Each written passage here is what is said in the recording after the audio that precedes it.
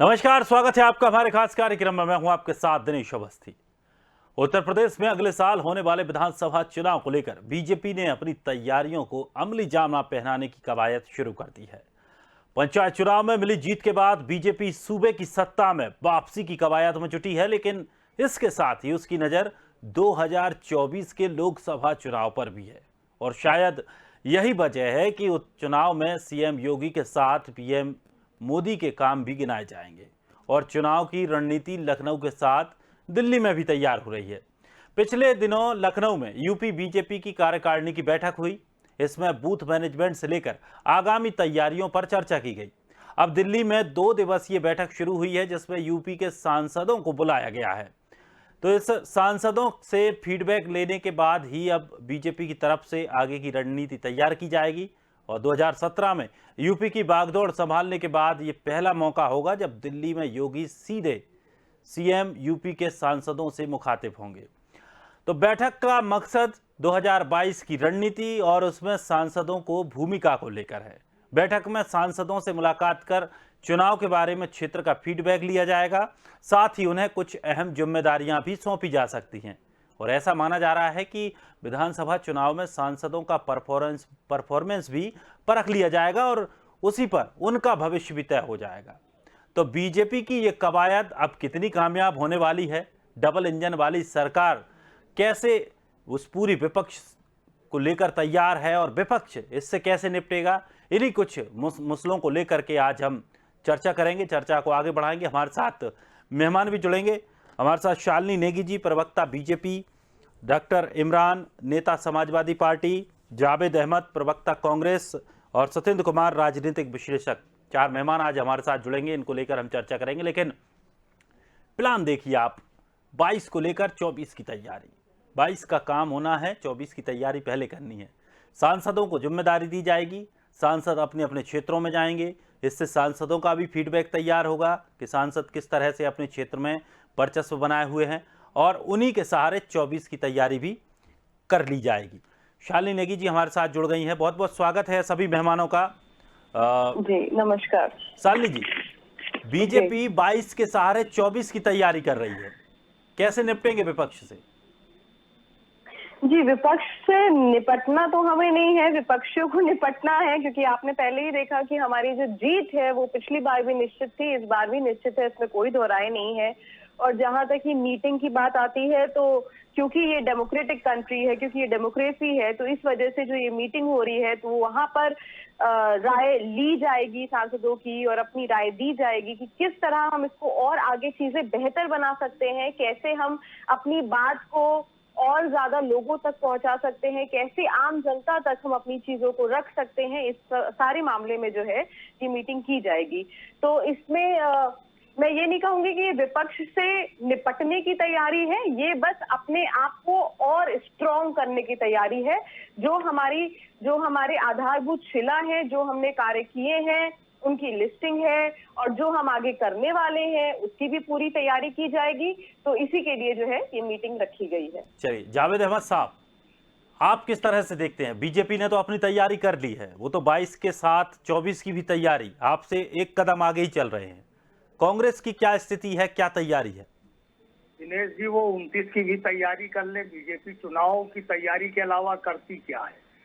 ये जब कोरोना काल चल रहा था तब ये सांसदों की मीटिंग क्यों नहीं बुलाई बीजेपी ने? ये विधायकों की मीटिंगें क्यों नहीं बुलाई? और इस सांसदों की बैठक से नहीं, तब चुनाव नहीं था। यही तो कारण था कि देश की जनता जब संकट का सामना कर रही थी, उत्तर प्रदेश हो या मध्य प्रदेश हो या गुजरात हो, पूरा देश जब त्राही त्राही कर रहा था, हाहाकार मचा हुआ था। इस समय महंगाई को लेकर हाहाकार है, पेट्रोल के दाम कितने बढ़ गए हैं, किसानों का हाहाकार है, बेरोजगार किस तरीके से लखनऊ की सड़कों पर रोज प्रदर्शन कर रहे हैं। उस समय सांसदों की और विधायकों की याद पार्टी को नहीं आई। और इस बैठक से एक चीज और निकल कर आती है दिनेश जी, इसको भी चूंकि राजनीति में एक एक चीज को काउंट करना पड़ता है कि जिस तरीके से सांसदों की बैठक बुलाई गई है उससे यह साबित होता है कि भारतीय जनता पार्टी अपने विधायकों से संतुष्ट नहीं है, उनकी परफॉर्मेंस से संतुष्ट नहीं है। अरे सर, वो तैयारी आगे की है, तैयारी 24 की है। ये ये देखिए 24 की करें विधायक या तो 29 की विधायक तो करें, अपना ये अपना काम भारतीय करेंगे जनता ही। पार्टी वो तो का अगर अपना प्रत्याशी देखिए, रहेंगे वो तो अपने चुनावी क्षेत्र में जाएंगे ही, साथ साथ नहीं वो में जाएंगे, सांसद वो भी नहीं जाएंगे। जाएंगे। जिस तरीके से देखिए ये भारतीय जनता पार्टी देश को ही नहीं अपने नेताओं को भी, अपने सांसद और विधायकों को भी मूर्ख बनाने का काम करती है। इसने जब आप देखिएगा, मैं थोड़ा समय ले रहा हूँ 30 सेकंड आपसे, कि जिस समय जिला पंचायत के चुनाव होने जा रहे थे तो पार्टी ने कहा कि पार्टी के विधायक और सांसद पदाधिकारी के परिवार का कोई व्यक्ति नहीं लड़ेगा। लेकिन जब सीटों को साम दाम दंडभेद जीतने की जब तैयारी भाजपा ने की तो उसने फिर मुंह नहीं देखा, फिर अपने उस नैतिक बयान को याद नहीं किया कि हमें क्या करना है। उसी तरीके से आज भारतीय जनता पार्टी क्या कह सकती है कि उसके सांसदों के गोद लिए हुए गांव का क्या हुआ? जो प्रधानमंत्री का बड़ा भारी ड्रीम प्रोजेक्ट था, आज वो गोद लिए गांव क्या पांव पांव चलने लगे हैं? उत्तर प्रदेश या देश के अंदर क्या विकास 7 साल में दिखाई दिया है? क्या देश के राष्ट्रीय संस्थानों का निजीकरण नहीं किया गया है? महंगाई, बेरोजगारी किस तरीके से हावी हुई है, उस पर कोई चर्चा नहीं है। लेकिन भारतीय जनता पार्टी चुनाव की तैयारी करे, उसका प्रपंच करे और देश की जनता को मूर्ख बनाने का प्रयास करे, उसको गुमराह बना करने का प्रयास करे, तो ये कोई बहुत लेकिन बड़ी सर, बात नहीं अगर है। ये तो भारतीय जनता पार्टी का विजन लेकिन ही सर है। विपक्ष कमजोर आप हैं। ये चीजें जो आप बता रहे हैं, ये चीजें आपको, ये मुद्दे आपको उठाना चाहिए थे। बिल्कुल, आप देखिए, इन मुद्दों को लगातार उठाइए, दिनेश जोर जी शोर से उठाइए। दिनेश जी, आप लगातार देख रहे हैं कि जो जनता के मुद्दे हैं वो जनता के सामने ले जाए जा रहे हैं। लगातार किस तरीके से पिछले 2 वर्षों से राहुल जी, प्रियंका जी उत्तर प्रदेश के अंदर, चाहे हाथरस की बेटी का मामला हो, चाहे शाहजहांपुर का मामला हो, उन्नाव का मामला हो, हर घटना में जिसमें भारतीय जनता पार्टी ने अपराधियों को बचाने का प्रयास किया, उसमें प्रियंका जी, हमारे प्रदेश अध्यक्ष अजय कुमार लल्लू जी सड़कों पर रहे। आप देखिए, यही कारण है कि पिछले 18 महीने में हमारे प्रदेश अध्यक्ष अजय कुमार लल्लू जी पर 59 मुकदमे दर्ज हुए, उनको महीनों जेल में भी रखा गया। तो हम जनता के मुद्दों को लगातार उठा रहे हैं। आप कुछ ये भी हो कह सर, सकते लेकिन हैं, विपक्ष के तौर पर, एक मजबूत विपक्ष के तौर पर सभी विपक्षी दल फैल रहे हैं। देखिए, जनता जब जिस मन तरह बना से लेती है, आप जनता ये जब देखिए मन कि एक बना छोटे से लेती है, छोटे दिनेश मुद्दे जी, को बीजेपी ने जिस तरह से लोकतांत्रिक विपक्ष में प्रक्रिया रहते है हुए कि 9 उठाया महीने में जन्मे और कल आप भी पर सत्ता दबाव में आ बनाया, जाते हैं। जब उस समय आप भी सर्वे सर्वा थे, सभी जगह आप होते थे, तब भी बीजेपी ने उन मुद्दों को किस तरह से उठाती थी जब विपक्ष में थी? वो नहीं शायद जी, आज हम एनर्जी भी आप उठा में रहे नहीं हैं, है, लेकिन ना राहुल जी में है, ना हम प्रियंका जी में है। देखिए, हम प्रचार जीवी नहीं है। हम की प्रचार, जनता के मुद्दे उठाना हमारा नैतिक दायित्व है। राहुल जी ट्रैक्टर लेकर संसद चले गए तो पूरी बीजेपी बिखर गई, और जब 14 पैसे लीटर पेट्रोल का दाम बढ़ गया था तो ये बीजेपी के लोग अटल जी के नेतृत्व में बैलगाड़ी लेकर संसद पर पहुंच गए थे। स्मृति ईरानी रोज कागज का सिलेंडर लेकर सर पर, जब हम 350-400 रुपए में बेच रहे थे, तो ये कागज का सिलेंडर लेकर संसद मार्ग पर प्रदर्शन करती थी। आज वो बहन स्मृति ईरानी का, सर आप फोटो लेके भी पहुंच जाते, आपको फोटो लेके भी करना था प्रदर्शन। आप विपक्ष कहीं ना कहीं कमजोर रहा है, इसको लेकर चर्चा करेंगे। हमारे साथ सत्येंद्र कुमार जी भी हैं आज हमारे साथ सत्येंद्र कुमार जी हैं, और राजनीति को बहुत अच्छे तरीके से उन्होंने पढ़ा है, देखा है और उसी में रमे हैं। वो इस चीज का विश्लेषण करेंगे। एक सवाल जावेद साहब से और ले रहा हूं मैं, इमरान साहब से, माफ कीजिएगा, इमरान साहब से, हमारे साथ समाजवादी पार्टी से जुड़े हुए हैं। डॉक्टर साहब, बहुत बहुत स्वागत है आपका। आप किस तरह से देख रहे हैं बीजेपी की तैयारियों को? 22 के साथ 24 की भी तैयारी साध रही है। हमारे कांग्रेस के मित्र बहुत देर से बात कर रहे थे और हम लोग को बोलने का मौका नहीं मिल रहा था। नहीं, बिल्कुल सर, मिलेगा, मौका मिलेगा। लेखी जी की बात हमने सुनी, तो ठीक है, हर दल को अपनी तैयारी करने का लोकतांत्रिक अधिकार है, एक राजनीतिक अधिकार, उसके तहत लोग तैयारी करते हैं, एक तरह से अपनी प्रिपरेशन करते हैं और अपनी बातों को आगे बढ़ाते हैं। बात जनता की विश्वास करने और ना विश्वास करने की। जिस बात को लेके ये तोहमत लग रही है, जिला पंचायत अध्यक्ष में जितना साम दाम दंडभेद किया, मैं कहना ये चाहता हूं कि जिला पंचायती का असली चुनाव तो हम लोग ने जीता है, आधे से ज्यादा सीटें हम लोगों ने जीती हैं, समाजवादी पार्टी ने जीती हैं। और आप बहुत देर से बोल रहे थे कि विपक्ष नहीं है, डर रहा है। ये बताइए कि अगर हम लोग डर रहे होते तो क्या सड़कों पे ना होते? आज सड़कों पे कौन दिखाई दे रहा है आपको समाजवादी पार्टी के अलावा? और यदि अगर हम लोग जनता के बीच में ना होते तो ये जनता हम लोग को चुनाव कैसे जिताती, जिला पंचायत वाला। हम अध्यक्ष का चुनाव और ब्लॉक प्रमुखी का चुनाव हारे हैं, जो चुनाव जिस प्रकार से आप लोगों ने अखबारों में और चैनलों के माध्यम से देखा होगा कि उसमें क्या क्या हुआ है, और एक नहीं अनेक उदाहरण है, गिनाने पे आ जाऊं तो बताता रहूंगा।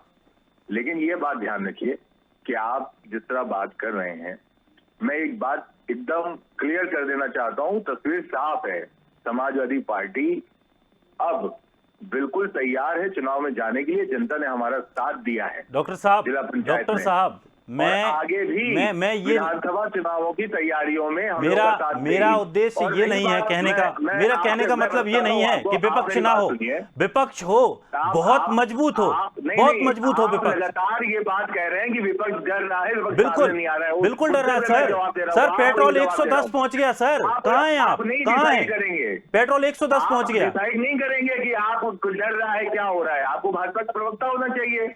नहीं, मैं प्रवक्ता कहाँ हूँ? मैं बीजेपी की, मैं किसी की तारीफ नहीं करूंगा, ना मैं आपकी तारीफ करूंगा, ना मैं उनकी तारीफ करूंगा। मैं ये कह रहा हूँ विपक्ष अगर नहीं डरता तो 110 पेट्रोल कैसे हो गया? क्या 2014 से पहले अगर 2 रुपए भी पेट्रोल बढ़ता था तो बीजेपी का संघर्ष आपने देखा है? अरे मेरी बात तो सुनो, तुम क्यों भाजपा प्रवक्ता वाली बात कर रहे हो? डर रहा है, कौन डर रहा है? और सुनो, हम लोग जा रहे हैं विधानसभा चुनाव में, जिस प्रकार से जिला पंचायत के चुनावों में आधे से ज्यादा सीटें जीती है ना, बहुमत कभी लेके आएंगे समाजवादी पार्टी, विधानसभा चुनाव में बहुमत लाएगी। और सुनिए, डीजल और पेट्रोल की बात कर रहे हैं, जितना हम लोगों ने आंदोलन किया है आपको भी पता नहीं है। मैं कानपुर महानगर का समाजवादी पार्टी का अध्यक्ष हूँ, लगातार सड़कों पे उतरा हुआ हूँ और लगातार यहाँ पे कार्यक्रम चल रहे हैं, लगातार धरने और प्रदर्शन हो रहे हैं। ये बात सही है कि जनता उस समय साथ देगी जब लोकतंत्र में उसका अधिकारों की बात होगी, जब चुनाव आएगा तब वो दिखाएगी इन भाजपा वालों को। और क्या जरूरत पड़ गई अभी से 2024 के चुनावों की? ये वो भाजपा वाले हैं कि जब चुनाव आता है तो अपने ही सांसदों, पिछली बार अपने 120 सांसदों का टिकट काटा था भाजपा ने। जब 120 सांसदों का टिकट कटेगा तो फिर उनसे किस बात की तैयारी करवा रहे हो? किस बात की तैयारी करवा रहे हो? ये सब भाजपा के षड्यंत्र हैं, क्योंकि उनके पास कोई काम ही नहीं है, उनके सांसदों के पास कोई काम नहीं है। अरे सांसद छोड़ो, उनके मंत्रियों के पास कोई काम नहीं है। उनके मंत्री सिर्फ बैठे रहते हैं सिर्फ साइन करने के लिए, जो प्रमुख सचिव कह देगा, जो कागज आगे कर देगा उसी पे साइन कर देंगे। ये भाजपा नहीं है, ये एक तरह की व्यक्तिवाद की पार्टी है, ये व्यक्तिवाद चला रहे हैं, हिटलरशाही चल रही है और इसी प्रकार सरकार चल रही है। सचिव हावी है, सरकारी अधिकारी हावी है, मंत्री की सुनने वाला कौन है आज यहाँ पर? अभी 1 महीने पहले की बात है, अभी 1 महीने पहले भाजपा ने सारे मंत्रियों को बुला के उनके अधिकार दिए हैं, वरना अभी तक एक अधिकारी का ट्रांसफर नहीं करवा पा रहे थे भाजपा के मंत्री। क्या हम नहीं जानते हैं क्या ये बात? और ये सांसद 120 टिकट काटे हैं, अब वही सांसद तैयारी करवा रहा है, वही उसका टिकट कट जाएगा, क्या मतलब है? ये सब भाजपा के बहकावे हैं, वो बहलाती है जनता को। आप लोग को मुद्दे देती कि इस पे बातचीत करने लगी है, इसलिए मैं बोल रहा हूँ पूरी तैयारी के साथ है समाजवादी पार्टी। चलिए, अच्छी बात है, खुशी की बात है, आपको शुभकामनाएं। सत्येंद्र जी, धन्यवाद। सत्येंद्र जी, आप काफी समय हो गया आपसे सवाल नहीं ले पाया मैं। आप बताइए, डॉक्टर इमरान साहब को काफी बुरा लगा मैंने विपक्ष को कमजोर कहा, लेकिन विपक्ष को कमजोर क्यों कहा उसका उत्तर आप ही दे दीजिए। क्या आपको नहीं लगता कि विपक्ष पूरी तरह से इतना हावी नहीं हो पाया जितना बीजेपी एक विपक्ष के तौर पर देखी गई थी? जो माहौल उसने बनाया था। जी, मैंने सबकी बातें बहुत ध्यान से सुनी है। कांग्रेस के सम्मानित सदस्य यहाँ पर प्रवक्ता भी हैं और सपा के भी हैं, सबकी बातों को मैंने बहुत ध्यान से सुना है। अब मुझे थोड़ा सा समय दीजिएगा, मैं कोशिश करूंगा कि उनके बिंदुवार पॉइंट्स को मैं जवाब कहीं ना कहीं दे पाऊँ, या अपने विचार यहाँ पे पेश कर पाऊँ। देखिए, जैसे एक बात आई कि विपक्ष यहाँ पे कमजोर है, तो एक चीज समझिएगा कि जो सत्तारूढ़ दल होता है वो एक सिंगल पार्टी होती है, उनकी एक अलायंस का ग्रुप होता है जो कि वो सरकार को चला रहा होता है। यहाँ पे भाजपा शासित प्रदेश है, यहाँ पे भाजपा की सरकार है। दूसरी बात यह है कि जो विपक्ष की आपने बात करी, तो विपक्ष आपस में बिखरा हुआ है और हर व्यक्ति अपनी अपनी जगहों पे अपनी अपनी बातों को अपने तरीके से कहने की बात कह रहा है कि भाई कांग्रेस अपने तरीके से कर रही है, सपा अपने तरीके से कर रही है। और एक बार इन लोगों ने आपस में गठबंधन का भी प्रयास किया था, पिछली बार अपने इलेक्शंस में देखा था, दोनों एक साथ यात्रा पे भी आए थे, फिर वो अलग हो गया, फिर एक प्रकार से शायद दोबारा जुड़े ना जुड़े एक भविष्य की बात है। लेकिन आप व्यक्तिगत तौर पर अगर देखें तो विपक्ष जो है एक सामूहिक रूप से एक संगठन के रूप में नहीं है। दूसरी बात, छोटी छोटी बात और छोटे छोटे इलेक्शन चाहे वो यहाँ से पंचायती राज के इलेक्शंस हो, चाहे वो हैदराबाद के स्थानीय निकाय चुनाव हो, चाहे कोई भी चुनाव हो, एमसीडी का चुनाव हो। भाजपा पूरे के पूरे दल बल के साथ में, उनके मुख्यमंत्री, उनके मंत्री, उनके जितने भी सदस्य हैं, सारे के सारे वहां पे एग्रेसिवली अपने आप को प्रमोट करते हैं और चीजों को करते हैं।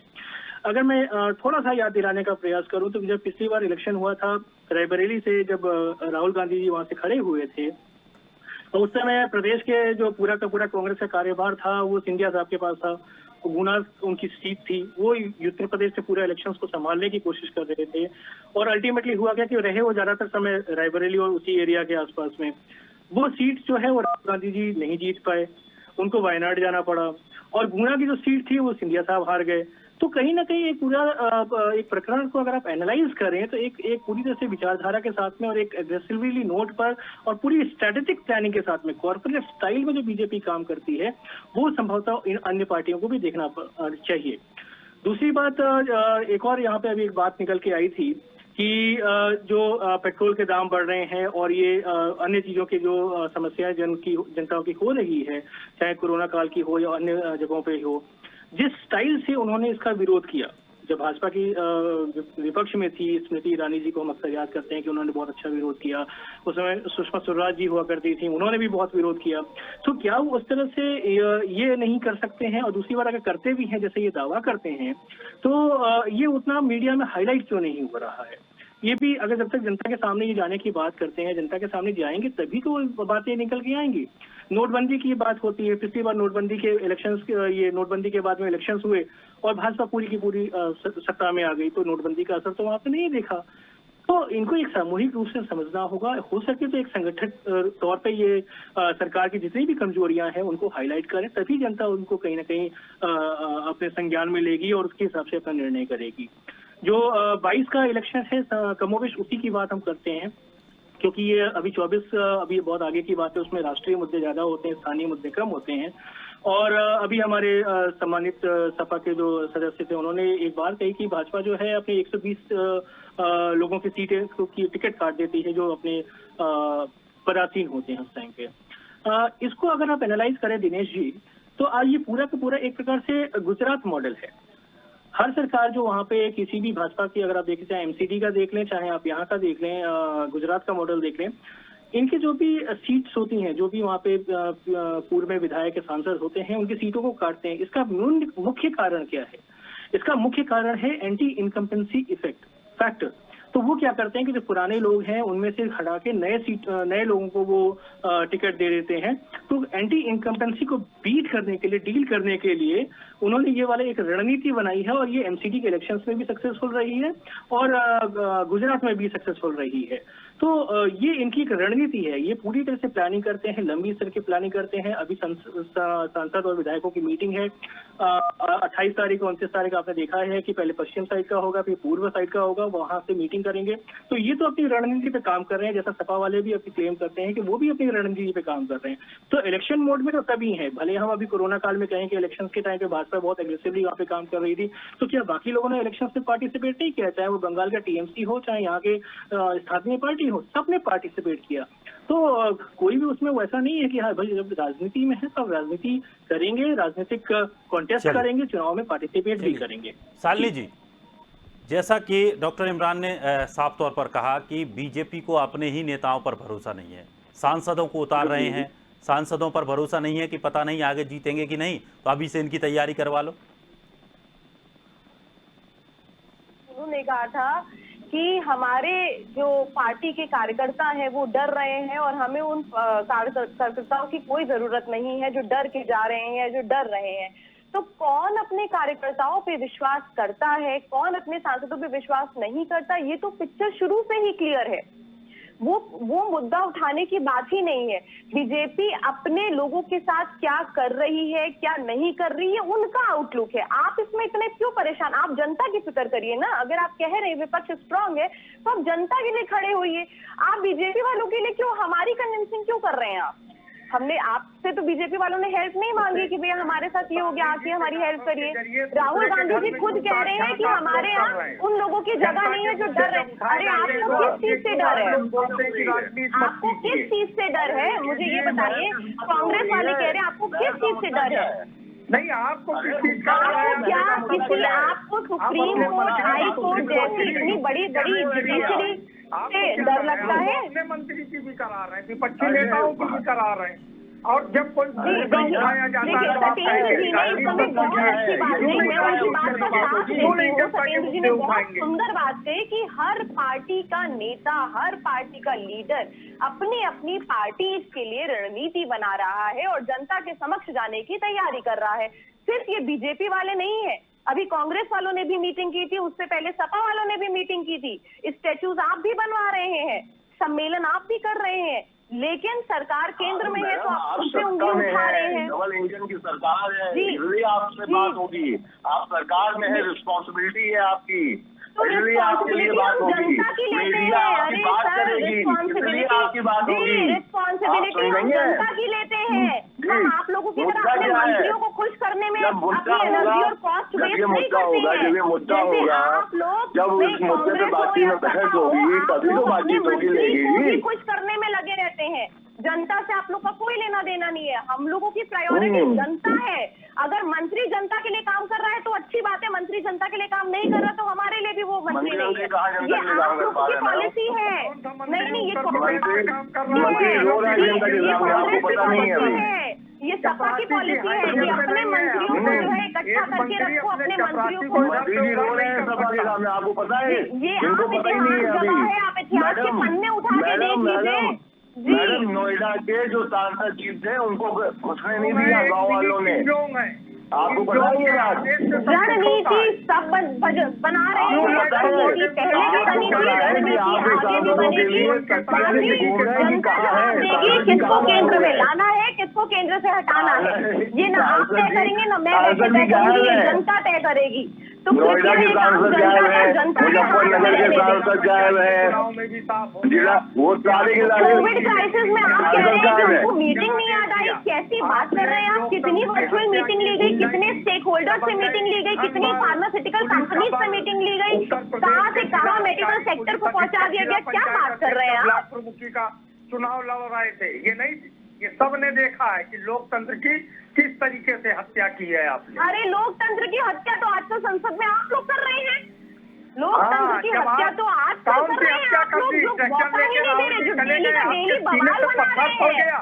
जी, ये तो आप लोग कर रहे हैं। स्मृति ईरानी से, नरेंद्र मोदी से, कि अटल बिहारी जी, सबसे पहली बात जो हमारे देश के प्राइम मिनिस्टर हैं उनकी इज्जत से नाम लिया जाए, चाहे वो कल आपकी पार्टी के हो चाहे हमारी पार्टी के हो। वो हमारी देश के प्राइम मिनिस्टर है, उनका नाम तहजीब से लेना चाहिए। जी, वो आपके कोई दोस्त नहीं है जिस तरह से आप उनका नाम ले रहे हैं। और आप लोग दोगले लोग हो, दोगलेपन के सिवा कुछ नहीं जानते। सर, दोगला कौन है कौन नहीं जनता सब जानती है, आप क्यों इतनी टेंशन ले रहे हैं? जान गई है जनता, भ्रम में जी, बिल्कुल जनता जान गई है, हम तो कह रहे हैं। ये जितना अहंकार आप कहिए, आप कॉन्फिडेंस कहिए, आप सेल्फ कॉन्फिडेंस कहिए, आप ओवर कॉन्फिडेंस कहिए, लेकिन बीजेपी ने डंके की चोट पे काम किया है। बीजेपी डर के काम नहीं किया। आप लोगों की तरह 70 साल जो आप लोगों ने हमारे मुंह पे दबा के रखे, हमारी संस्कृति का पूरा विनाश कर दिया, हमारी हिस्ट्री बुक में जो है अपनी कहानी लिखी, अब वो नहीं चलेगा, अब वो नहीं चलेगा। डंके की चोट पे हम सही काम करेंगे, जनता को सब पता है। अरे घोटाले की बात आप लोगों के मुंह से शोभा नहीं देती। 56 सड़कें बन गई कागज पर और उसका भुगतान हो गया। आप कहाँ खड़े हैं? मेडिकल सेक्टर हो, डिफेंस सेक्टर हो, एजुकेशन सेक्टर हो, हमारी सरकार हर सेक्टर में काम कर रही है। आप देखिए आपको जनता के लिए क्या करना है, आप अपनी रणनीति बनाइए। हम लोग केंद्र में हैं, हम अपनी रणनीति बना रहे हैं, हम उस पे काम कर रहे हैं। जिस एमएलसी के खिलाफ आपने फर्जी जो है मुआवजा लेने का आरोप लगाया, उसको भी माफ कर दिया गोमती रिवर फ्रंट में।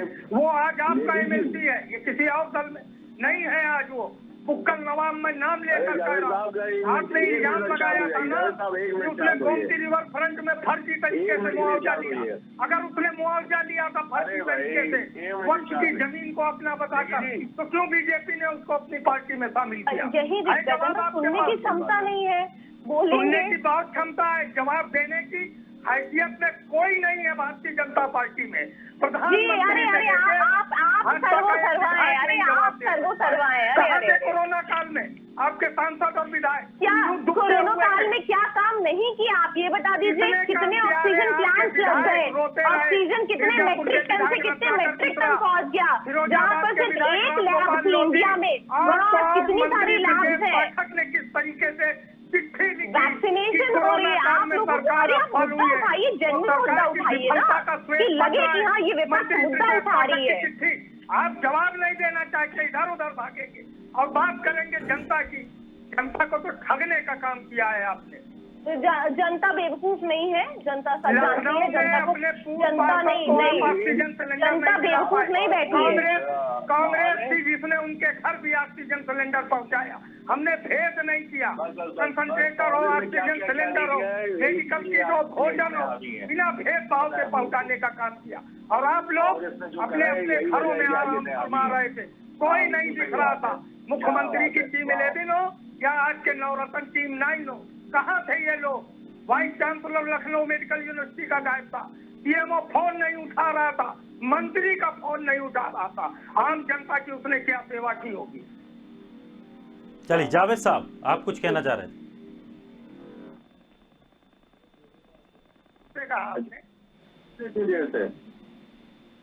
हेलो, हाँ जावेद साहब, आ रही है आपकी आवाज। देखिए दिनेश जी, बहुत सीधी सी बात है, जनता के मुद्दे उठाओ, इनको इनके कारनामे याद दिलाओ, इनकी विफलता याद दिलाओ, तो ये किसी चीज को मानने को तैयार नहीं। अरे मंत्री ब्रजेश पाठक जी का पत्र तो लिखित दस्तावेज है। पूर्व केंद्रीय मंत्री जो उस समय मंत्री थे, संतोष गंगवार जी भाजपा के कितने वरिष्ठ नेता हैं, उन्होंने मुख्यमंत्री के बरेली के दौरे पर क्या कहा था और किस तरीके से लिखित मुख्यमंत्री को सौंपा था। राम गोपाल लोधी जो भाजपा के विधायक है फिरोजाबाद से, उनकी क्या दुर्गति हुई आगरा के हॉस्पिटल में कोरोना के इलाज में, और उनकी पत्नी को 8 घंटे तक खुले मैदान के नीचे पड़े रहना पड़ा। मिर्जापुर के विधायक पंडित रत्नाकर मिश्रा जी के साथ क्या हुआ? आज राकेश राठौर जो भाजपा के विधायक हैं, उनको कहना पड़ता है कि मैं मुंह खोल दूंगा तो मुख्यमंत्री जी मुझको राजद्रोही घोषित करके जेल भेज देंगे। जब भाजपा के नेता, विधायक, मंत्री उस क्रूर शासन से किस तरीके से पीड़ित है, तो आम जनता की क्या दुर्गति इस सरकार में हुई होगी, ये सोचने का विषय है, ये विचार करने का विषय है। इस पर कोई बात करने के लिए तैयार नहीं। आप साम दाम दंड भेद बाहुबल, डीएम और एसपी को, आईजी, डीआईजी, डीजीपी को, प्रमुख सचिव को, गृह सचिव को अपना स्टार प्रचारक बनाकर अगर आपने जिला पंचायत की अध्यक्षी पर या ब्लॉक प्रमुखी की सीटों पर कब्जा कर लिया, तो आप बता रहे हैं कि ये जनता का जनादेश है। जनता का जनादेश था तो मैंने पूछा था उस समय कई डिबेट में कि अपने समर्थक प्रत्याशियों की सूची जारी जो आपने की थी उसको सामने रखिए, और कितने सदस्य आपके जिला पंचायत के समर्थन से जीते हैं, आप बताइए कहाँ है वो जिला पंचायत? आपके पास नंबर नहीं था। आपने किस तरीके से खरीद फरोख्त की, किस तरीके से लोगों को विजय के प्रमाण पत्र नहीं दिए। जिला अधिकारियों ने वो कहा कि भाजपा को मतदान करोगे तब ये विजय का प्रमाण पत्र मिलेगा। गोरखपुर में क्या घटना हुई थी? बस में किस तरीके से पुलिस चौकी तक में आग लगानी पड़ी वहां की जनता को, जब फर्जी तरीके से, गलत तरीके से वहां दूसरे को विजय प्रमाण पत्र दिए गए थे। इन घटनाओं पर अरे हमारी विपक्ष की बात आप मत सुनिए। रत्नाकर मिश्रा भाजपा के विधायक, ब्रजेश पाठक भाजपा के विधायक और सरकार के मंत्री, राकेश सिंह राठौर भाजपा के विधायक, श्याम प्रकाश भाजपा के विधायक, राम गोपाल लोधी भाजपा के विधायक, इनकी तो आह को सुन लीजिए, इनके तो दर्द को सुन लीजिए, तो हम समझ लें कि आप संवेदनशील हैं। संवेदनहीनता की तो पराकाष्ठा आपने कोरोना की दूसरी लहर में भी पार की, जब मेडिकल कॉलेज से और भाईपाकुंड तक 15-15 हजार रुपए एम्बुलेंस चालक वसूली कर रहे थे 100 ले जाने के लिए, तब भी प्रशासन फेल हुआ। मंत्री और विधायक, सांसद के फोन सीएमओ नहीं उठा रहे थे। ये दुर्गति की आपने, और उसके बाद आप बताएंगे कि हमको जनता का समर्थन है, हम जनता के लिए संवेदनशील है। ये किस तरीके से, आप किस अहंकार में, शालिनी जी जवाब दीजिए। समझ नहीं पाता दिनेश जी कि इतनी निर्लज्जता भाजपाई लाते कहां से। शालिनी जी जवाब दीजिए। जी, जवाब मेरा सिर्फ इतना ही है। ये जो नाम गिना रहे हैं, तो नाम तो सर हमारे पास भी बहुत है जो इनकी पार्टी के हैं और जो रो के जो है पार्टीज बदलते हैं। तो उस लेवल पे हम ना आए तो बेहतर है। ये व्यक्तिगत मामला है, ये व्यक्तिगत मामला है। किसी व्यक्ति को कौन सी पार्टी चाहिए, किसी को नहीं चाहिए, उसका व्यक्तिगत मामला, ये हम यहाँ ना उठा लें तो बेहतर है। दूसरा ये बात कर रहे हैं पैसा किसने वसूला। अरे सर, आप ये देखिए कोविड क्राइसिस की सेकेंड लहर में यूपी में जब सबसे ज्यादा इफेक्ट हो रहा था, जावेद साहब अब सुन तो लीजिए, कम से कम सुन तो लीजिए। यही सदनों में हो रहा है, दोनों में सदनों में भी यही स्थिति बनी हुई है कि सवाल अपने पूछ के और बस चिल्लाना शुरू कर देते हैं। भाई जवाब भी ले लीजिए। दिनेश जी क्या जवाब ले, आप इधर उधर जब ये भटकेंगी बहन सालनी जी तो क्या होगा। जब इनको जवाब भी पता है, सवाल भी पता है, तो यही बागी हो चुके हैं। जी मुझे भी, मैं वही बोल रही हूँ, नाम गिनवाने पे तो आप ना आइए, क्योंकि नाम हम भी गिनवा सकते हैं। वो व्यक्तिगत विषय है, उसको आप यहाँ ना उठा लें। दूसरी चीज है, जवाबदेही आपकी है, मेरी नहीं है। अच्छा, मैं तो जनता के सवाल उठाऊंगा। जनता के उठाइए ना, आप व्यक्तिगत विशेष के क्यों उठा रहे हैं। आप जनता के उठाइए सवाल, जनता के सवाल आप संसद में उतरे, उनका जवाब आप ले नहीं रहे हैं। आप जनता, अरे हम कह रहे हैं आप जनता के साथ तो खड़े रहिए। वो जनता की संपत्ति है उनके पत्र। आपको इतना ज्ञान होना चाहिए, आप इतनी महान इतनी बड़ी जासूस पार्टी की, झूठी पार्टी की प्रवक्ता है, तो इतना ज्ञान होना चाहिए। आपके पास नहीं, बिना फैक्ट के, बिना सबूत के, बिना सबूत के आप बात ना करिए। कानूनी तौर पर उनका क्या महत्व है ये आपको जानना चाहिए। आप पहले पूरा मामला समझ लीजिए, उसके बाद बोलिए कि जासूस है कि नहीं है। आपके पास कोई नहीं, आपके पास कोई फैक्ट, आपके पास कोई लिंक या आपके पास कोई उसका जस्टिफिकेशन हो तो आप प्रेजेंट करिए नेशनल टेलीविजन पे कि ये रहा जस्टिफिकेशन और भाजपा ने ये कार्य किया है। वो अरे आज तक इन विधायकों के पत्र का, मंत्री के पत्र का जवाब उत्तर प्रदेश की सरकार नहीं दे पाई, तो आप कहां से देंगी। सरकार जवाब नहीं दे पाई। अरे आप ही सर्वसर्वा है, आप जवाब दे, आपको तो सारे सवाल, जिस तरह से आप डिबेट कर रहे हैं, मुझे तो लग रहा है आप ही को सारे सवाल, आप ही को सारे जवाब पता है। मैं आपसे सवाल कर रहा हूँ, आप सत्ता पक्ष की प्रवक्ता है बहन, आपको जवाब देना चाहिए। तो आप मेरा जवाब सुने तब तो। मेरा काम है, ये मुझको लोकतंत्र ने अधिकार दिया, भारत के संविधान ने अधिकार दिया, और जवाब देना सत्ता पक्ष की, ट्रेजरी बेंच की जिम्मेदारी होती है, अपोजिशन की नहीं होती है। चलिए सत्येंद्र जी मैं जानना चाहूँगा, जिस तरह से इस बार चुनावों में जो देखा जा रहा है, मुद्दे काफ़ी हैं, मुद्दे भी हैं, महंगाई भी है मुद्दा, किसानों का आंदोलन भी मुद्दा है, पेगासस भी अब एक नया मुद्दा बन गया है। उसके अलावा बात करें तो कोरोना काल में किस समय सरकार ने अपने प्रदेश को संभाला, ये भी एक बड़ा मुद्दा है।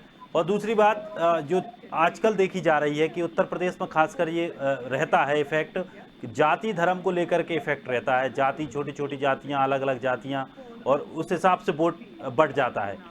क्या मुद्दा हावी इस बार रहने वाला है, जनता किस ओर रुख कर सकती है, किन चीज़ों पर जनता अपना भरोसा दिखाएगी कि क्या उनके लिए सही काम हुआ है या उनके लिए जो योजनाएं बनी हैं वो सही अच्छी से बनी हैं, सरकार ने बहुत अच्छा काम किया है, या फिर सरकार इन जगहों पर फेल रही है। से बात कर रहे हैं। देखिए दिनेश जी, जो भी राजनीतिक चुनाव होते हैं, राजनीतिक चुनाव होते हैं, उसमें किसी एक मुद्दे को ही अगर आप वहाँ पे देखेंगे तो डेफिनेटली हमें नहीं है। हमारे पास जैसे क्रिकेट मैच होता है, आप उसमें देखते हैं कि स्पिनर भी हैं और फास्ट बॉलर भी हैं और हर तरह के खिलाड़ी हैं, राइट हैंडर, लेफ्ट हैंडर, हर तरह की चीजें वहां पर होती हैं। सिमिलरली जब राजनीतिक मैदान में आप खड़े होते हैं तो उस केस में आपके पास बहुत सारी चीजों को ध्यान में रखनी होती है।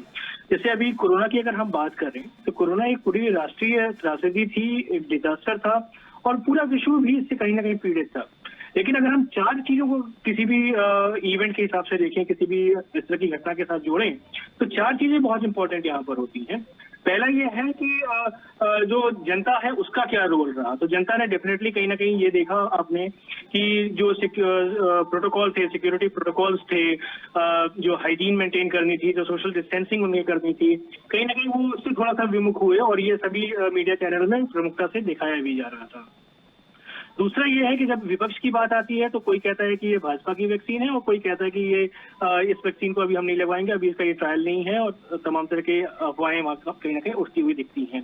सरकार की तरफ से अगर हम ये बात को देखें तो जो पूरी व्यवस्था उनको तैयार करनी चाहिए थी, या जो उनको वैक्सीन कहीं ना कहीं इकट्ठा करके रखनी चाहिए थी, जैसे कि अमेरिका ने खरीद के पूर्व में रखी थी, तो अगर वो व्यवस्था यहाँ पे बनाते तो संभवतः उस टाइम पे इतनी बड़ी चीज नहीं हो पाती। कहीं ना कहीं हम इससे बेहतर स्थिति में उस टाइम पे होते जब ये कोरोना का सेकेंड वेव जो है बहुत उच्च स्तर पर था। लेकिन इसके साथ ये भी हमें समझना होगा कि ये सारी चीजें जो भी हैं, सत्ता पक्ष हो, विपक्ष हो या जनता, कहीं ना कहीं अपने जो दायित्व थे उससे आगे पीछे हो गई। लेकिन एक डिजास्टर जब भी आता है तो उसके बाद में उसमें एक सडन जर्क सभी को लगता है। जर्क लगा, सबने अपने अपने तरफ से प्रयास किया। जो सपा या कांग्रेस वाले थे उन्होंने अपनी तरफ से लोगों की मदद करने की कोशिश की, सरकार ने अपनी तरफ से मदद करने की कोशिश करी। लेकिन एक डिजास्टर के कुछ समय बीतने के बाद में चीजें काफी हद तक व्यवस्थित हो गई, लोगों की स्थितियां भी सुधरी। उसके बाद पंचायती चुनाव भी हो गए। जब पंचायती चुनाव में आए तो पहले लेवल पे जब लोकल चुनाव हुए तो वहां पे आपने देखा कि भाजपा की सीटें उतनी ज्यादा निकल के नहीं आई। लेकिन जब ऊपर आप पंचायत उसमें जाते हैं तब उसके बाद में आपको देखते हैं कि वहाँ पे भाजपा काफी अच्छी सीटें निकाल के लेके आ गई। तो कहीं ना कहीं ये पूरी मैनेजमेंट कहीं ना कहीं जनता को ये भी देखता है कि हाँ, एक टाइम पे ये भी स्थिति थी जब हम बहुत परेशान थे, उस टाइम पर जनता ने अपने वोट अलग तरीके से दिए, और जब उनको लगा कि हाँ यहाँ पे कुछ स्थितियां बेहतर हो रही है संभवतः, उसके हिसाब से उन्होंने वोट वहां पर भी दिया। तो यही मुद्दे जो यहाँ पर हम कोरोना के हिसाब से देखें तो एक अलग बात है। जो सांसद यहाँ पे मिल रहे हैं, जो विधायकों की मीटिंग्स यहाँ पे हो रही हैं, आप ये देखिए कि ज्यादातर योजनाएं जो गांव में, मैं भी अभी अपने गांव में ही बैठा हुआ हूँ, शायद आपको मेरे बैकग्राउंड से दिख भी रहा होगा। यहाँ पर भी मैंने देखा कि भाई जो आवासीय योजनाएं हैं, जो आपको शौचालय की योजना है, जो विद्युत की योजना है, जो गैस कनेक्शन की योजना है, जो सड़कों की योजनाएं हैं, ये ज्यादातर योजनाएं जो है वो केंद्र सरकार की हैं, जो कि ग्रामीण स्तर पे या आम जनता तक पहुंचाने का प्रयास यहाँ पे स्टेट गवर्नमेंट ने किया है। तो अगर इस तरह की जो भी योजनाएं आई हैं, सुकन्या योजना हो या अन्य प्रकार की योजनाएं हैं, उसका जो लाभ मिला या जैसे भी रहा वो योजनाएं कितनी हद तक क्रियान्वित हुई, उसको एक पॉजिटिव इफेक्ट देते हुए, इम्पैक्ट क्रिएट करते हुए ये सांसद और विधायक जो है अपने अपने क्षेत्रों में जाने के प्रयास करेंगे। अब काम तो डेफिनेटली कहीं ना कहीं यहाँ पे ग्राउंड स्तर पर दिख रहा है, लेकिन हाँ, अभी बहुत कुछ करने की संभावनाएं हैं। तो संभवतः ये जो मीटिंग है कहीं ना कहीं सीटों के हिसाब से भी होगा, टिकट के हिसाब से भी होगा, और जो उनके अपने पूरे मुद्दे हैं जिस हिसाब से भी जनता में एक रोष आया था कोरोना समय में, उसको भी मैनेजमेंट का प्रयास करेंगे। तो ये 3-4 चीजों को एक साथ लेके वो पहुंचेंगे, तभी वो अपनी जो इनकी रणनीति है उसको ये लेके जाएंगे। विपक्ष इसका काउंटर कैसे करता है ये एक देखना दिलचस्प होगा, क्योंकि हर व्यक्ति अपने अपने तरीके से कर रहा है। अच्छा, यहाँ पे एक और बात मैं कहूंगा कि जैसे अभी बसपा ने अभी ब्राह्मण समाज की एक मीटिंग अयोध्या से स्टार्ट करी थी, वैसे ही अन्य पार्टियां भी कहीं ना कहीं देख रहे हैं कि परशुराम की मूर्ति या चीजें चल रही है। तो जाति काट का तो यहाँ पे उत्तर प्रदेश में और बिहार में खासतौर से इम्पैक्ट दिखता ही रहता है। लेकिन ये जो योजनाएं निकल के आई सरकार की तरफ से, केंद्र सरकार की योजनाएं हो चाहे राज्य सरकार की योजनाएं हो, उसको अगर जो भी ये सक्सेसफुल मॉडल बता रहे हैं, अगर उसको सक्सेसफुल मॉडल को लोगों तक पेश करें, और संबंधित जो मंत्री हैं, जो केंद्र में अभी जो मंत्रिमंडल विस्तार हुआ है, जातियों के विशेष तौर पे जो निकल के आए हैं कि अलग अलग जातियों को भी वहाँ पे तवज्जो दी गई है और उनको मंत्रिमंडल में शामिल किया गया है। तो अगर वो मुद्दे उस जाति के लोग अगर पहुंचते हैं अपने अपने विधानसभा क्षेत्र में या अन्य प्रचार स्थलों पर, और अपने जो टैप करते हैं कि भाई अपनी कम्युनिटी को टैप करें कि भाई देखिए मैं यहाँ से हूँ, इस पद की मंत्री हूँ, इस जाति से हूँ और सरकार की ये योजनाएं हैं, तो ये जो बॉन्डिंग है, जो आपकी अवेयरनेस है, उसको कहीं ना कहीं कोरिलेट करने का प्रयास करेंगे। तो इनकी बहुत सोची समझी रणनीति है, जो एक लॉन्ग रन है, रणनीति शॉर्ट टर्म नहीं है। ये 22 से लेकर 24 तक चलेगी और संभवतः उसके आगे भी जाएगी। तो उन योजनाओं को जातिगत विशेष के तौर पर, यूपी में इलेक्शन जातिगत तौर पर है, तो अगर जतिन प्रसाद से लेकर अन्य लोग जो भी हैं, आपके पटेल, अनुप्रिया पटेल हो गई या उधर से निषाद जी हो गए, अगर ये अपने क्षेत्र में पहुंचते हैं तो वो उस तरह से उसको इम्पैक्ट डालने का प्रयास करेंगे। तो इन्होंने तो एक बहुत मतलब सोची समझी रणनीति के हिसाब से ये काम कर रहे हैं। देखना दिलचस्प होगा कि विपक्ष इसको कैसे काउंटर करता है। बिल्कुल। डॉक्टर साहब, डॉक्टर इमरान, कांग्रेस को लेकर अगर बात करें तो कांग्रेस की स्थिति अभी बेहद ही नाजुक है, या यूं कहें कि वेंटिलेटर पे है कांग्रेस। बिल्कुल किसी भी चुनाव में परफॉर्मेंस कांग्रेस की दिख नहीं रही है। क्या कुछ अब तैयारियां आपकी हैं, कुछ नए प्रयोग इस बार किए जाएंगे या फिर वही पुराना तरीका चलेगा? नहीं, ऐसा देखिए, ऐसा है कि कोई भी राजनीतिक दल को ये अधिकार है कि वो अपने संगठनात्मक स्तर पे और अपनी राजनीतिक चर्चाओं को आम कर सके। और अगर मैं तो इस बात पे अगर बीजेपी ये कार्य कर रही है तो ये उसका संवैधानिक अधिकार है और इसमें कोई प्रॉब्लम वाली बात नहीं है। लेखी जी अभी जैसे कह रही थी कि आपको, अरे भाई आप सत्ता में है ना, डबल इंजन की सरकार है, तो और बहस भी इसी मुद्दे पे हो रही है, इसलिए हम लोग को जवाब देना पड़ेगा, इसलिए दे रहे हैं। लेखी जी को ये समझना चाहिए। इसके जवाब में उन्होंने कहा कि आपको क्यों प्रॉब्लम हो रही है, क्यों प्रॉब्लम हो रही है। मुद्दा ये नहीं है, प्रॉब्लम वाली बात नहीं है, बात ये कि बहस आप इस मुद्दे पे करा रहे हैं, इसलिए हम लोग को बोलना है। अच्छा, दूसरी बात यह कि देखिए, समाजवादी पार्टी अपने जो हम लोग ने जो स्ट्रेटजी बनाई थी, वो स्ट्रेटजी जिला पंचायत सदस्यों के चुनाव में बिल्कुल कारगर मतलब उसने कार्य किया और हम लोग 600 से अबव सीट जीत चुके थे उसमें, 800 में 600 सीटें, जो कि चुनाव जनता के द्वारा किया गया था। तो हम पॉजिटिव हैं, समाजवादी पार्टी सकारात्मक कदम लेके आगे बढ़ रही है। निश्चित तौर से जो आपने सवाल किया है कि क्या कोई स्ट्रेटजी बनाएगी, हम स्थितियां कई स्ट्रेटजीज बना भी रहे हैं और हम उस पर काम भी कर रहे हैं, धरने प्रदर्शन भी कर रहे हैं और तमाम तरह के समागम और सम्मेलन भी करेंगे और हम राजनीतिक तौर पे भी और हम जातिगत तौर पे भी अप्रोच करेंगे। ये सारे कार्य समय आने पर स्वयं अनुकूल होंगे। और रही बात कांग्रेस की, तो मैं उसके बारे में अभी कुछ कहना नहीं चाहता, क्योंकि हम लोग पिछली बार विधानसभा चुनाव मिलकर लड़े थे, हमने तो उन्हें 100 सीटें दी थी, 120 सीटें दी थी, वो केवल 7 ही सीटों पर जीत पाए। तो हमने इस प्रकार से, तो हमारा जो अनुभव है वो बड़े गठबंधनों से, बड़े दलों से अच्छा नहीं है। तो आपकी बार आदरणीय राष्ट्रीय अध्यक्ष अखिलेश यादव जी ने ये कहा है कि वो छोटे दलों से गठबंधन करेंगे और छोटे दलों के साथ मिलके और वो एक पॉजिटिव स्ट्रेटजी को बनाएंगे और उस स्ट्रेटजी को समाजवादी पार्टी फॉलो करेगी, हम लोग फॉलो करेंगे।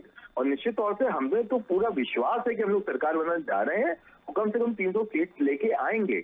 लेकिन हाँ, ये जो अभी सत्येंद्र जी ने जो बात कही, मैं सत्येंद्र जी की बहुत सारी बातों से सहमत हूँ, क्योंकि बहुत तुलनात्मक और बहुत अच्छा अध्ययन किया उन्होंने और जिस प्रकार से वो बात कर रहे थे, मुझे अच्छा लगा जान के कि उनका अध्ययन काफी अच्छा है इन सब मामलों, राजनीतिक तौर के मामलों में भी। ये सही है कि देखिए, जो उत्तर प्रदेश का सिनेरियो है, जो जिस प्रकार की परिलक्षणा है, उसमें हम लोग ऐसा नहीं है कि हमारी पार्टी ने हमेशा कार्य किया है। हम लोग तो 4 बार सरकार बना चुके हैं, हमारे तमाम नेता जिला स्तर पे आगे हैं और चुनावों में जा रहे हैं। और ये चुनाव जो है वो राजनीतिक हम लोग की परीक्षा है और उस परीक्षा में हम लोग जाएंगे और निश्चित तौर से अच्छा काम करके सरकार ही बनाएंगे। चलिए, अच्छी बात है। जावेद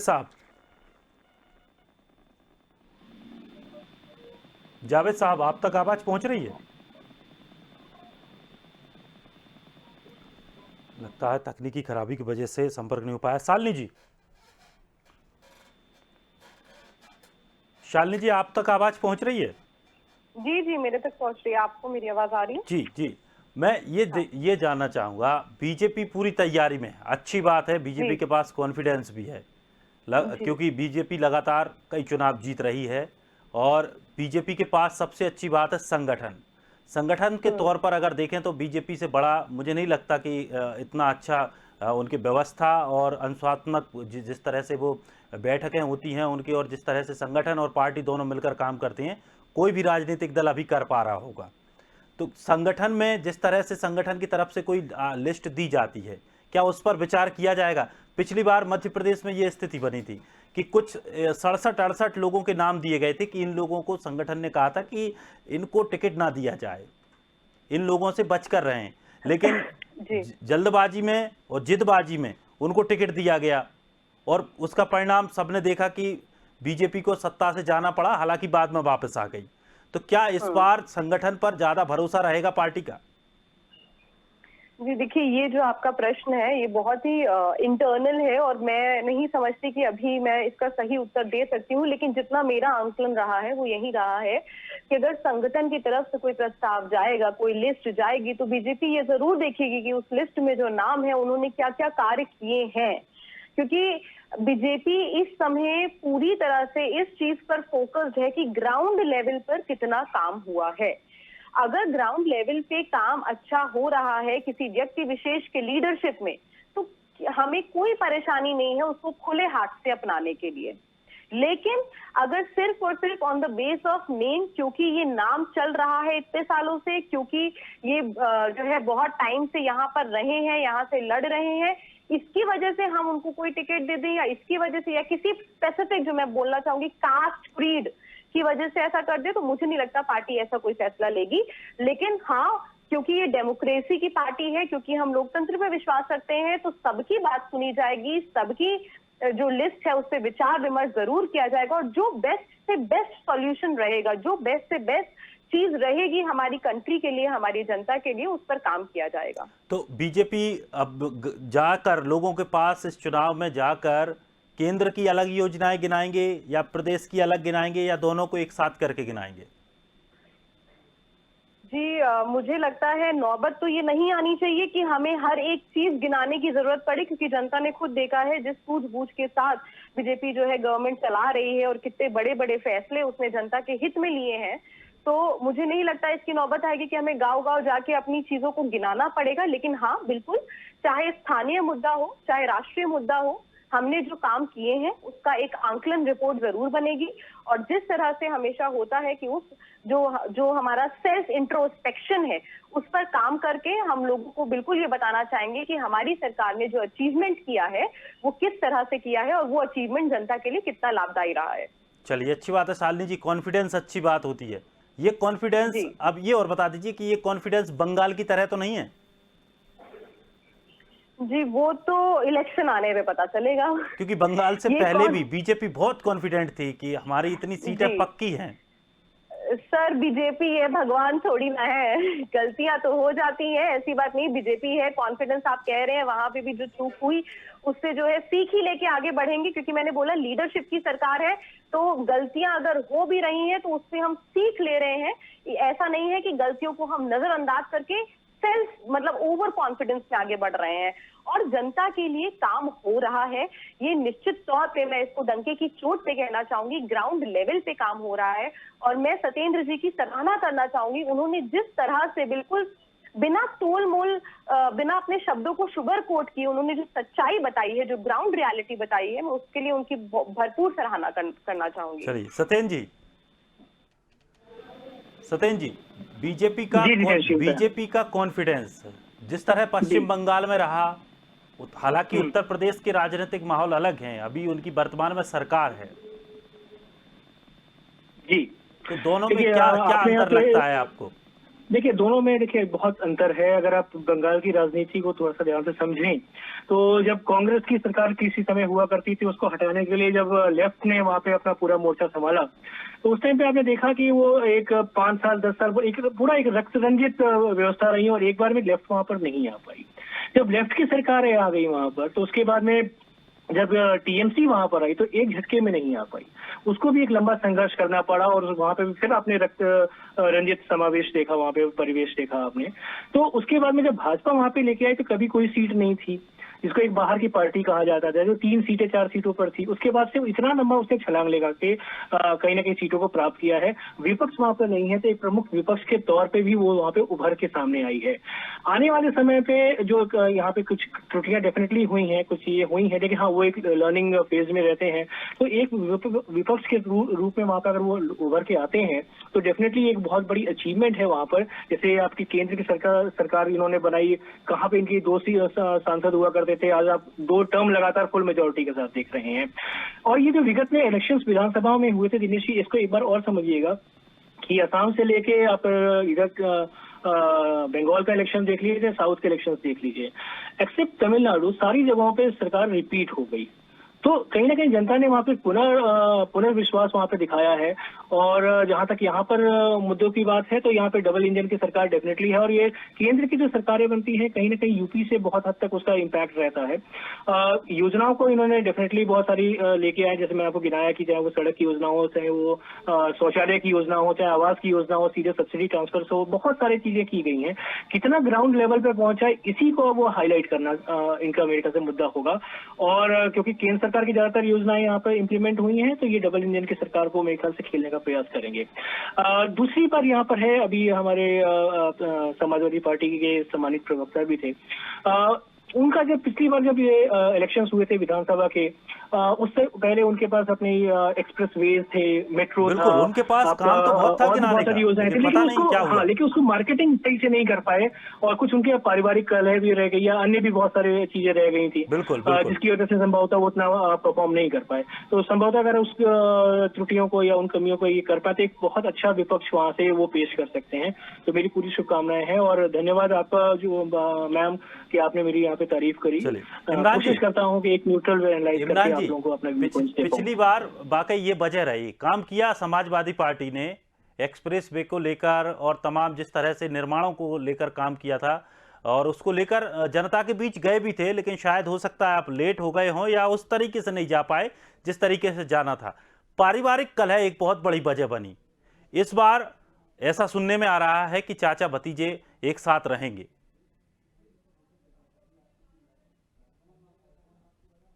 इमरान साहब, आप तक आवाज पहुंच रही है?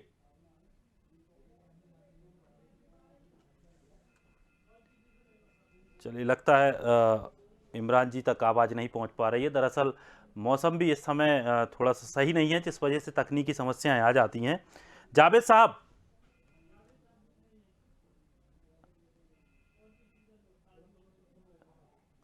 लगता है जावेद साहब तक भी आवाज नहीं पहुंच पा रही है। चलिए, शालिनी मैम हमारे साथ लगातार बनी हुई हैं। शालिनी जी, जी अब क्या कुछ और तैयारियां रहेंगी? क्योंकि एक चीज और देखी जा रही है, पश्चिम बंगाल में ममता बनर्जी जीती हैं और वो बीजेपी से जीती हैं और बड़ी टक्कर से ये जीत हुई है, और उन्होंने अब केंद्र का रुख कर लिया है। दिल्ली पहुंच गई हैं, 2-3 दिन के दिल्ली के प्रवास पर हैं वो। पूरे विपक्ष को एकजुट करने की कोशिश कर रही हैं। उसका कितना अंतर देखने को मिलेगा विपक्ष की एकजुटता में? कहीं ना कहीं चुनौती तो बनेगी अगर विपक्ष में एकजुटता होती है तो।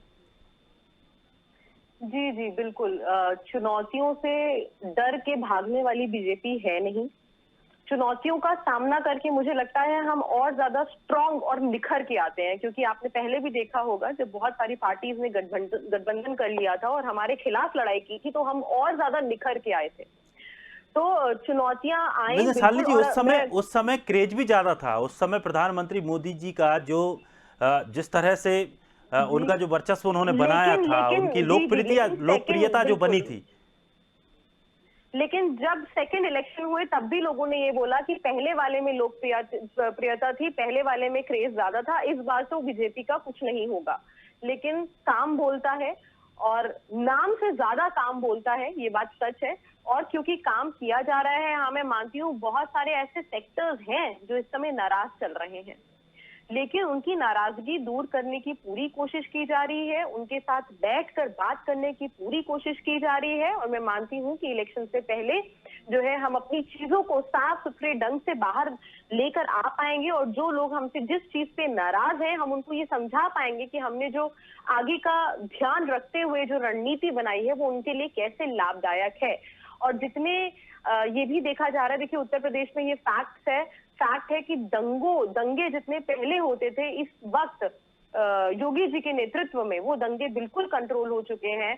कितने सारे बड़े बड़े काम हुए, आप बनारस की दशा देख लीजिए जो 7 साल पहले थी और 7 साल में हुई है।